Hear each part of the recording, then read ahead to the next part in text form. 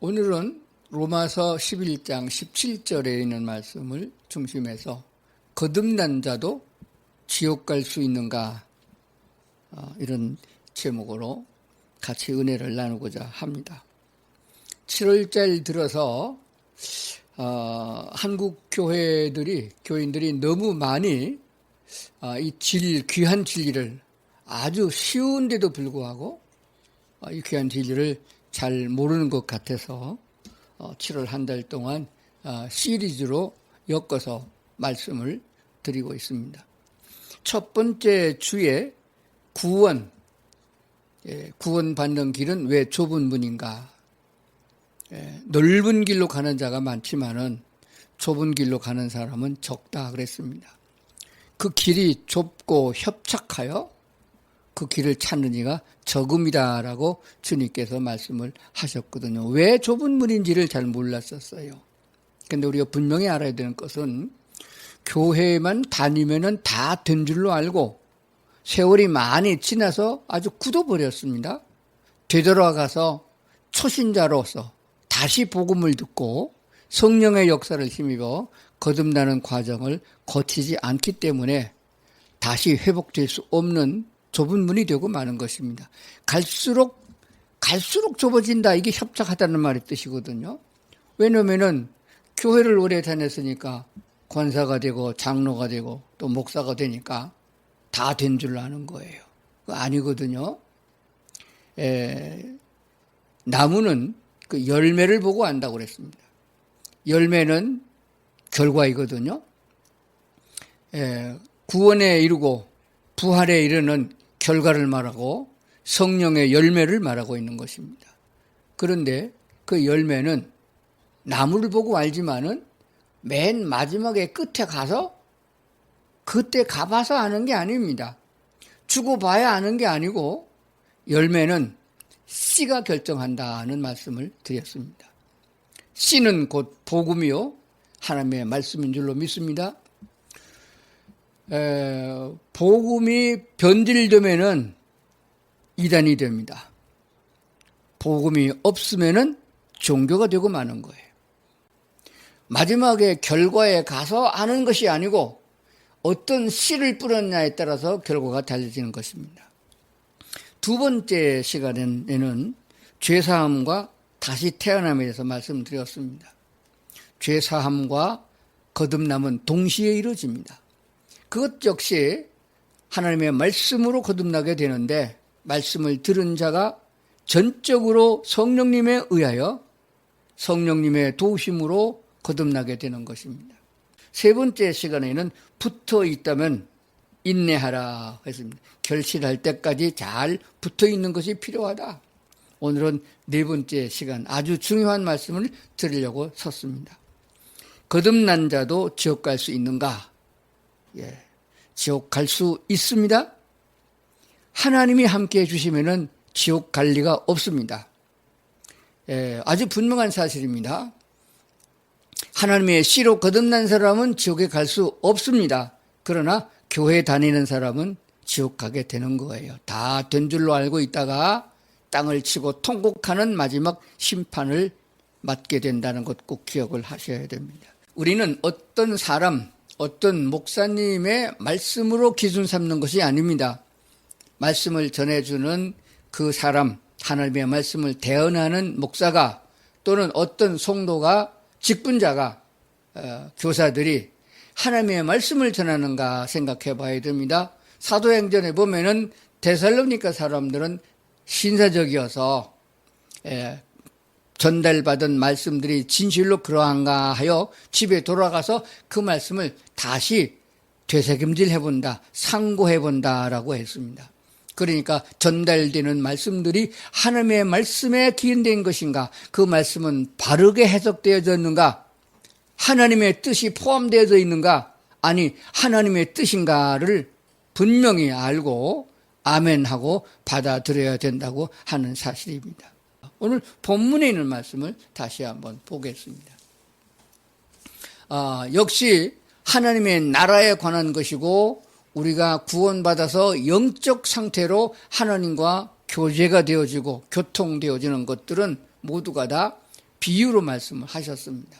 사람이 알아듣는 말로 깨달을 수 있는 말로 비유하여 말씀하셨는데, 그런데 로마서 11장에서는 접을 붙이는 것으로 비유했습니다. 감람나무, 즉 올리브나무죠. 감람나무에 대한 것을 가지고 예수님 비유로 말씀하셨는데, 또한 가지 얼마가 꺾여졌는데, 그것도 여기서 말하는 건 감람나무인데 그냥 감람나무가 아니고 참 감람나무다. 포도나무도 그냥 포도나무가 아니고 참 포도나무다, 이렇게 말씀하셨거든요. 참 감람나무를 비유로 말씀하셨는데, 또한 가지 얼마가 꺾여졌는데 돌 감람나무인 네가 그들 중에 접붙임이 되어 참 감람나무 뿌리의 진액을 함께 받는 자가 되었은즉. 17절 말씀이에요. 쉽게 설명드리면 그렇습니다. 참 감람나무가 아니고 돌 감람나무, 우리나라로 예를 든다고 그러면은 개복숭아인 네가 참 복숭아에 접을 붙인 것과 같다, 이런 뜻이 되는 겁니다. 감람나무는 기름을 짜는 것이 주 목적이에요. 물론 열매도 먹지만은 기름을 짜서 유용하게 쓰는 것이에요. 감람나무의 그 올리브 나무의 기름은 식용으로도 쓰고, 또 하나님께 구약시대 제사를 지낼 적에 성소에서 쓰는 관유, 하나님께 드리는 기름을 만들 적에도 씁니다. 또 불을 밝히는 데도 씁니다. 피부가 상했을 적에 치료용으로도 씁니다. 아주 요긴하게 쓰는 기름이에요. 그래서 유대인들은 참 잘합니다. 들에도 감람나무가 있고 길거리에도 감람나무가 있고 산에도 감람나무가 있어도 아주 흔한 것입니다. 그래서 기름이 많이 나는 나무를 참 감람나무라 그렇게 한 것을 생각하면서 말씀을 드려야 합니다. 자, 이 말씀을 시간을 내서 우리 성경 본문에 있는 말씀을 중심해서 좀 몇 군데 더 보면서 말씀을 드리겠습니다. 11장 17절에서부터 20절까지 말씀을 한번 더 보겠습니다.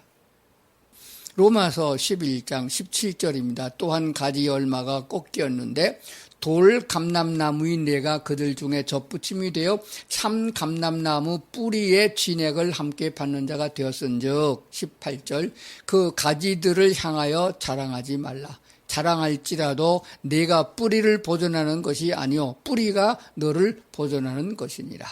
그러면 내 말이 가지들이 꺾인 것은 너로 접붙임을 받게 하려 함이라 하리니. 20절 옳도다. 그들은 믿지 아니함으로 꺾이고 너는 믿음으로 섰느니라. 높은 마음을 품지 말고 도리어 두려워하라. 21절 하나님이 원 가지들도 아끼지 아니하셨은즉 너도 아끼지 아니하리라. 아멘. 이 말씀 중에 21절을 가만히 생각해 보면은 접을 붙였다 할지라도 또 꺾여 나갈 수 있다는 가능성을 말씀하고 있습니다. 그러므로 높은 마음을 품지 말고 도리어 두려워하라, 겸손하라 하는 말씀을 주신 줄로 믿습니다. 쉽게 풀이하면은 참 감람나무가 어떤 사정이 있어서 꺾어버렸어요. 누가? 농부가. 감람나무를 관리하는 참 감람나무는 돌보고 관리해야 참 감람나무가 되고, 참 감람나무를 할지라도 내버려 두면은, 거름을 주지 않고 내버려 두면은 돌감람나무가 된다는 사실입니다. 그래서 참 감람나무 가지가 얼마가 꺾여지고 거기에 돌감람나무인 내가 접을 붙였다. 그래서 뿌리로부터 공급되는 진액을 참 감람나무 나무나 돌감람나무인 너나 똑같이 공급을 받는다라고 했습니다. 여기에서 이 말씀을 하신 의미를 잘 살펴보면은 참 감람나무는 하나님께서 선택하여 부르신 유대인을 말하는 것이고, 돌감람나무인 너희는 이방인 사람들이 그리스도 예수를 통해서 접붙임이 되어 하나님의 은혜를 똑같이 공급받는 것을 비유하여 말씀하시는 것이에요. 그러므로 지금 이스라엘 민족들을 하나님이 택한 백성, 유대인들, 유대교 사람들이라 그렇게 말하고 있습니다. 그들이 예수 그리스도를 보내주겠다고 약속을 하신 하나님의 약속을 믿지 못하고 신뢰성이 없었기 때문에 정작 예수님이 오셨으나 여러 징조로 예수가 메시아임을 나타내 주었습니다. 동방 박사들이 와서 증언을 해 주었고, 또 실제로 예수님께서 수많은 표적과 기사를 행함으로 오직 하나님만이 행할 수 있는 능력을 행하심으로 예수는 곧 메시아, 하나님이 보내신 자라는 것을 입증했으나 그들은 알면서도 시기가 가득하고 정치적인 면에서 예수를 잡아 죽이기 위하여 길을 쓰고 로마의 관정으로 끌고 갔고 거기서 재판석에 넘겨서 십자가에 못 박게 한 것입니다. 그러므로 유대인들은 꺾여진 가지요. 그러므로 그 축복과 구원이 이방인에게로 향한 것을 보게 됩니다. 사도행전 2장에 성령이 임함으로 그 처음에 성령의 은혜를 받았던 하나님의 사람들은 모두가 다 성령 충만하여 방언을 하고 또 하나님이 역사하셨음을 체험하고 성령의 충만함으로 부활의 소식을 전파했던 것을 보게 됩니다. 그때에 하나님의 적극적인 개입으로 부름을 받았던 사도 바울은 이방인의 사도가 되어 복음을 전파함으로 수많은 사람을 주께로 돌아오게 했던 사건을 보게 되는 것입니다. 그러므로 우리 이방인 된 우리들은 하나님 앞에서 두려움으로 하나님을 섬길 필요가 있다라고 하는 사실입니다.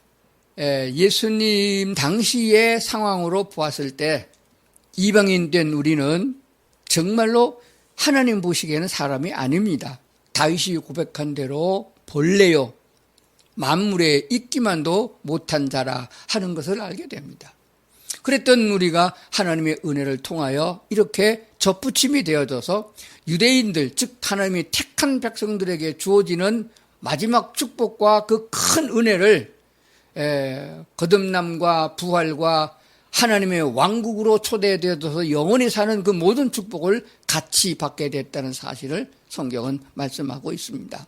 그렇기 때문에 성경의 비유의 말씀대로 그렇다고 그들은 믿지 아니함으로 꺾이고 너희들은 믿음으로 섰다. 그렇다고 해서 교만하면 되겠느냐?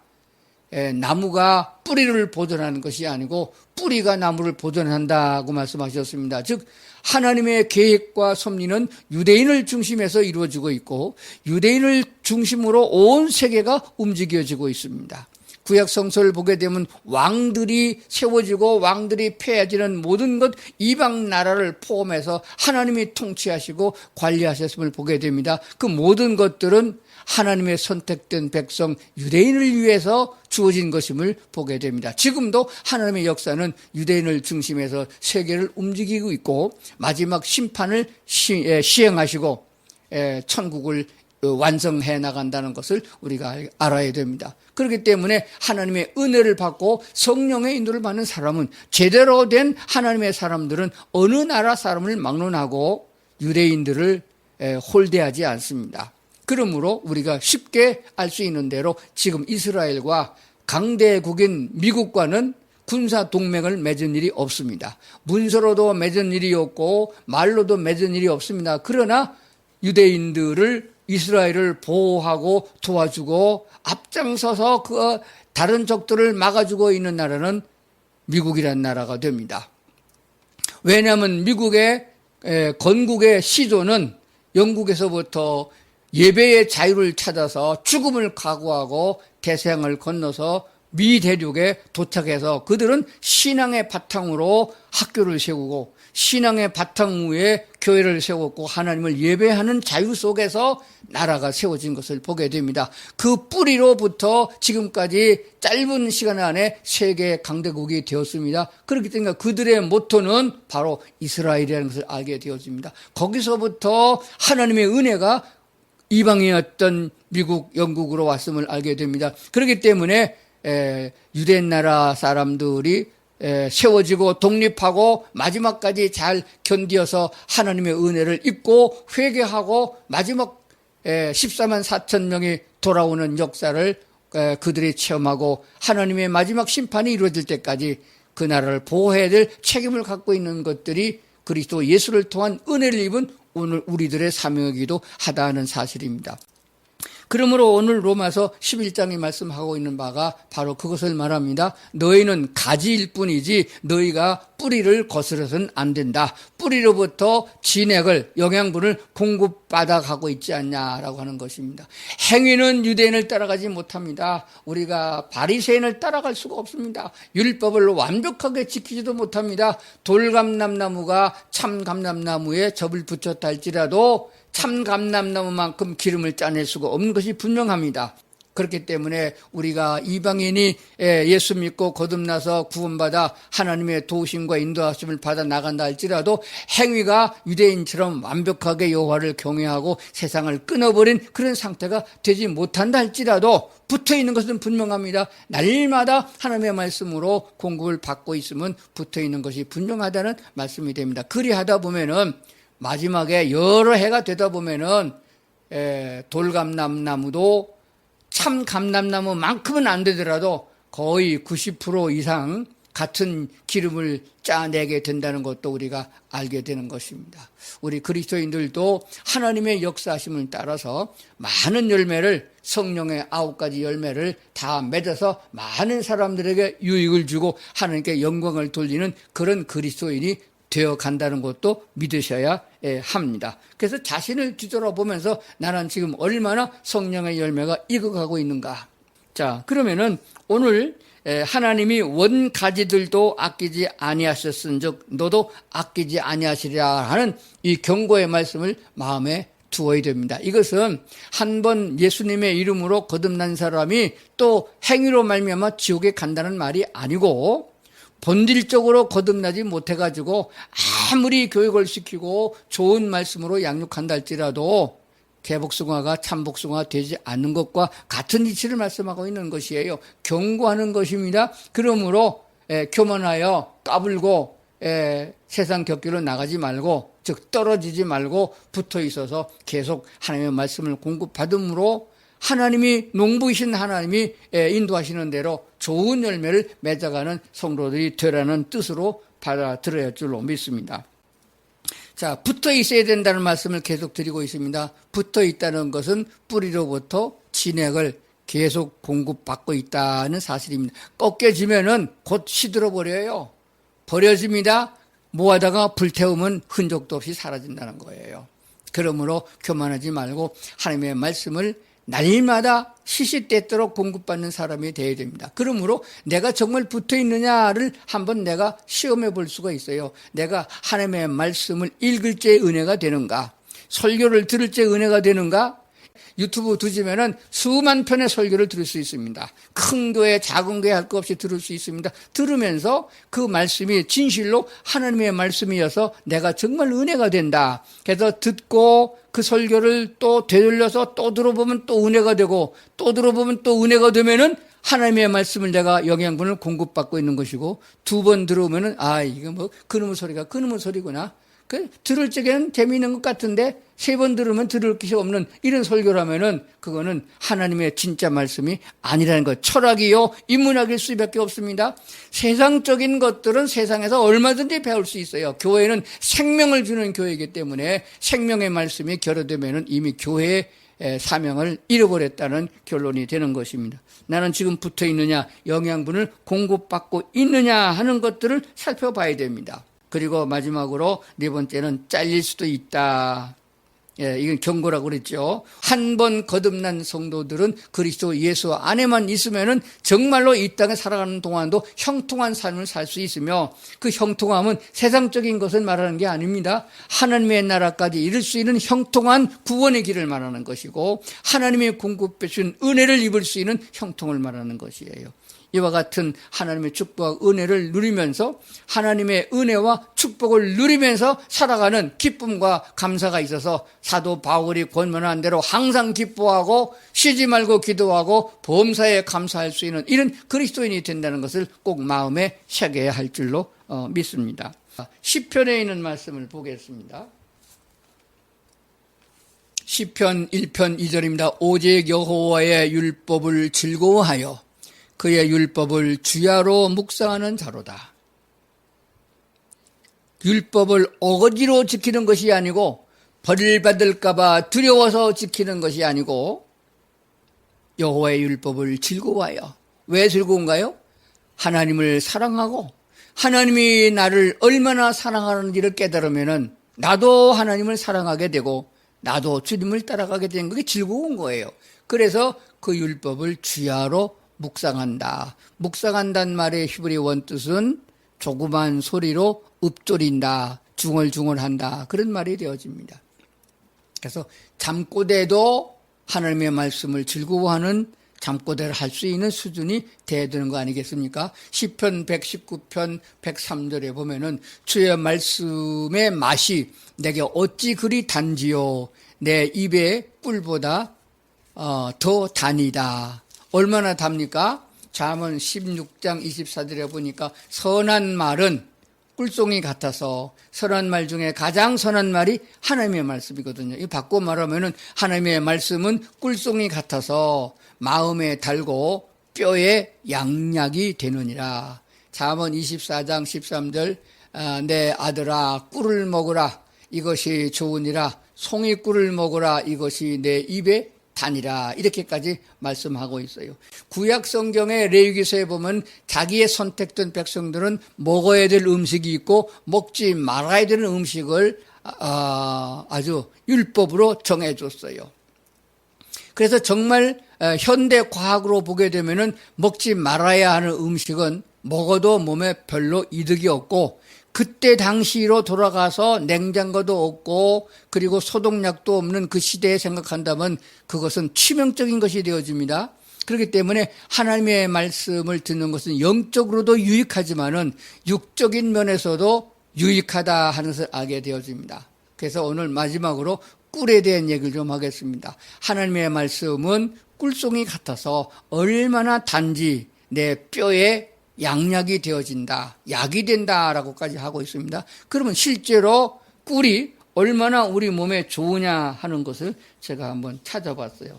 그랬더니 우리가 생각하는 것보다 훨씬 더 좋은 요소가 많이 있더라고요. 그래서 제가 오늘부터 꿀을 좀 더 많이 먹어야겠다는 생각을 좀 해봅니다. 꿀의 건강의 효능을 살펴보니까 제일 먼저 항균, 항염 효과가 있다라고 학자들이 기록을 해주고 있습니다. 꿀에는 천연 항균 및 항염 성분이 있어서 상처 치유에 도움을 줍니다. 우리 몸의 모든 병을 일으키는 것은 염증입니다. 이 염증에 아주 효과적인 것이 모든 양약보다는 꿀이 좋다고 말하는 것을 알게 됩니다. 두 번째는 면역력을 강화하는 것이 꿀이라 그랬습니다. 꿀에는 비타민, 미네랄, 항산화제가 풍부하게 들어있어 면역력을 강화하는 데 상당한 도움을 준다라고 하고 있습니다. 항산화제는 세포를 보호하고 염증을 줄이는 데 중요한 역할을 합니다. 얼마나 좋은 것이 되어집니까? 암도 염증으로부터 시작하잖아요. 모든 질병이 염증으로부터 시작하는 거거든요. 그리고 세 번째는 꿀은 에너지를 공급해 준다고 그러죠. 꿀은 천연 당분, 포도당과 과당을 함유하고 있어서 신속하게 에너지를 공급해 줍니다. 이는 운동 전후나 피로를 느낄 적에 상당히 많은 도움을 주는 것이라고도 기록하고 있습니다. 네 번째는 소화기 건강을 주는데 꿀은 소화를 촉진하고 위장 장애를 완화하는 데 도움을 줍니다. 특히 따뜻한 물에 꿀을 섞어서 마시면은 소화가 잘 되고 속이 편해진다라고 합니다.